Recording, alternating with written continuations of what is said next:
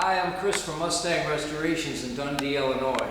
This week we're going to cover a subject that has to do with all cars in general, and muscle cars seem to have that kind of issue with their cooling system.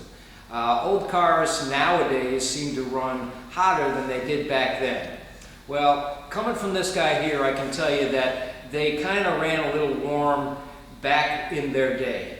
When I was a teenager, I worked at my dad's gas station. It was a Sunoco gas station in New York, and we were right off of a major tollway.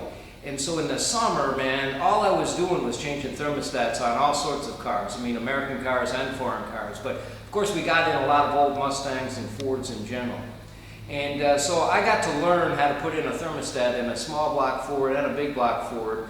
Like you would not believe, man. That seemed like all I was doing for a couple of summers there in the early 70s. But the thermostat is one of the major components in the cooling system of an automobile. It doesn't necessarily keep the car cool, it just regulates the amount of temperature that the engine is going to be at. If you put in a 160 thermostat, as they refer to it, well, the 160 means it's going to open at roughly 160 degrees, and if the rest of the cooling system is in good shape, it'll keep it right around 160 degrees. Not good in the winter, because believe it or not, 160 degrees, that sounds like it's real hot, is not hot enough to produce heat to keep the car warm inside in the winter months. In the winter months, you want to run like a 195 thermostat. But seeing as these cars that we drive every day in the summer, we want to try and keep them as cool as possible. What we're looking to do is put in a low temperature thermostat. And that thermostat is inside this thing here called a thermostat housing. And I'm going to show you how to put one of those in today. The thermostat housing on a Ford is basically right at the front of the intake manifold. And like I say, it blocks the flow of water until a certain temperature is reached, and then the flow of water goes through the system, and if everything else is working, like the radiator and the water pump, the temperature of the engine will stay at a certain degree. We have our thermostat housing here. We got a gasket, and then a thermostat. The thermostat itself usually identifies itself as far as what temperature it is on the bottom. It'll say 160, 180, 195. So you want to look at that, take it out of the box, make sure they put the right one in the box. What I do when I get a new thermostat out of the box, I take an 1/8 inch drill bit and I drill 2 holes, one on each side of the thermostat apparatus itself. What does that do? Well, when you take a major component out of a cooling system of an automobile and you button it back up again, you're going to create an air pocket inside the engine. And until that engine warms up and this thing opens up, you're not going to get that air pocket out of there, and it ends up being kind of a mess because the air pocket all of a sudden rushes out and you got water and antifreeze coming out all over the place. If you drill a hole on each side of this here, it lets, as you fill in the water, it lets the air come through here and come up through the top of the radiator, and you're less likely to develop that air pocket. So it's not a bad idea to drill a hole on each side. Some thermostats actually come with this hole. Most of them don't. I've learned to make sure the hole is there on every thermostat job that we do here in our shop. The thermostat itself fits in this little recess right here, or index, on a Ford thermostat housing. Kind of nice. Now, the problem with that is that when you go and put this on the engine and you put it in here, it wants to drop. And when it drops, the thermostat will drop like this, and it ends up getting sandwiched between the thermostat housing and the intake manifold. I cracked more of these dang thermostat housings when I would tighten them up back as a kid, a teenager at my dad's gas station, because this thermostat would drop, and then I would end up tightening the 2 bolts and it would crack it, because I didn't realize that this thing was dropping. So back then, and now I continue to use it, I came up with a method where I can make sure this thing stays in place, and I'm going to show you how to do that. What you want to do is make sure you got a good quality gasket, and then figure out which way the gasket goes on. Take some 3M trim adhesive. It works really good for sticking the gasket to the housing itself.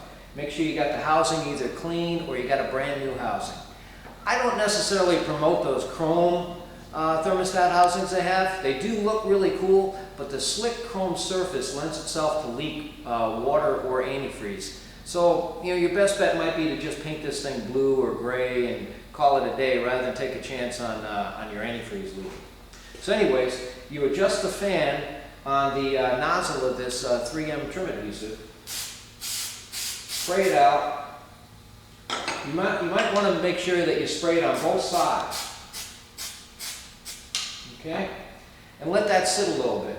Make sure you read the instructions on the can itself. These guys in their research and development department have looked into their product to the point where they know what they're talking about. So read the instructions, do what it says, and you can't go wrong with it. They spend thousands and thousands of dollars to make sure their product is going to work, and it does if you do it the way they tell you to. So what you're looking to do here is let these two sides kind of set up a bit as far as their tackiness goes. And then you can drop your thermostat in here. This part of the thermostat here is kind of like a steeple looking thing, and that's the part you always want to point towards the radiator. You can see it's spring loaded, so as the engine warms up, the spring kind of collapses and opens up for the flow of water to go through. It's never a good idea to just remove one of these things. You think you're doing yourself a favor. Problem is you could create too much flow of water, and as the water flows through the radiator, it doesn't dissipate the heat, and you're actually putting hot water back into the engine itself. They do make restrictor plates, which actually just has a hole in it that will slow the flow down a little bit, but it's never really a good idea to just take your thermostat out of the car. So after you've let this tack up a bit, what you're going to want to do is place the thermostat in here and make sure it's indexed in that pocket right there. Now that you've let this set up a bit, take this and put this on here, the gasket, and set it in place. Now what you've done is you've created something now to hold the thermostat in there so it can't drop between here and then as you tighten this thing up to the intake manifold, crack. Just a skim coat of this stuff. You know, you don't want to use this stuff as really the thing that's going to make sure it's not going to leak. This stuff is not a cure-all. I just put a skim coat of this stuff on here. Nothing much really big at all. You can use your finger. If you put too much of it on there, it'll go inside the thermostat itself, and you do have the potential of it clogging up the thermostat and screwing the way the thing works. Okay, that's about it. Don't want much more than that. Make sure you put the cap on it. The stuff dries pretty quickly. Either use new bolts or make sure the threads on the old bolts are really clean, because this bolt area over here is kind of behind the water pump and the timing chain housing, and it's kind of difficult to get to. So what you'll want to do is put your first bolt in, drop this down inside here like that, and you'll actually get your fingers in here and start to screw this thing into place.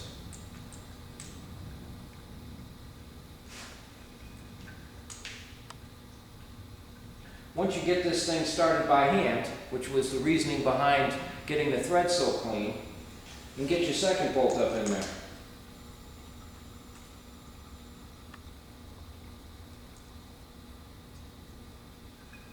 You're going to want to make sure you tighten these things up nice and even.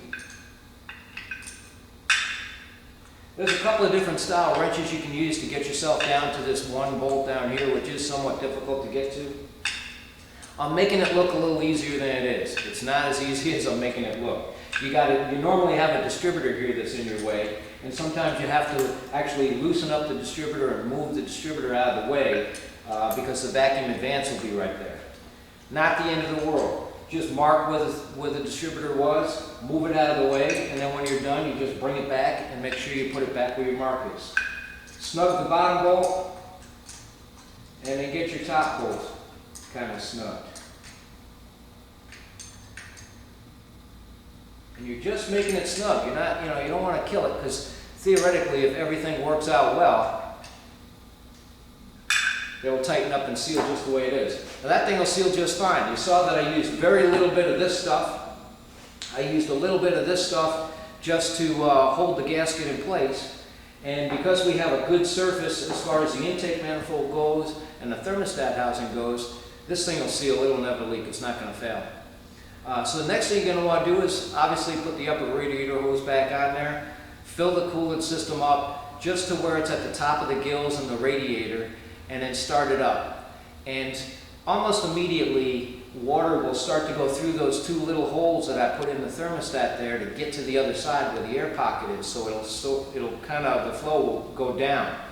Stay on top of that, but only keep it as high as the gills, because if it should rise up on you, it gives you a little bit of room so it doesn't blow out at you. But anyways, that's one of the main components in a cooling system on an automobile itself. And of course, in this case, we're showing you how to do it on a Ford, which is pretty simple. It's not that bad. New cars are really terrible to work on. Old cars are really cool to work on. You can stand back and give yourself a pat on the back when you work on one of these things, and it's a lot of fun. And that's the way we want to make it. So until next time, keep sending me those emails or give me a call, and I'll do a video for you. I had somebody contact me and ask me, hey, how do you put a thermostat into one of these things, and what's it all about? Well, I made one, and that's what I'm doing here for you guys. So keep it up. I'll do what I can for you. And remember, the doctor of restorations, this guy right here, I'm always in. Till next time, go to my website, mustangrestoration.net. You'll see all sorts of other how-to videos that I produce out there, and you'll have a lot of fun watching. Take it easy till then.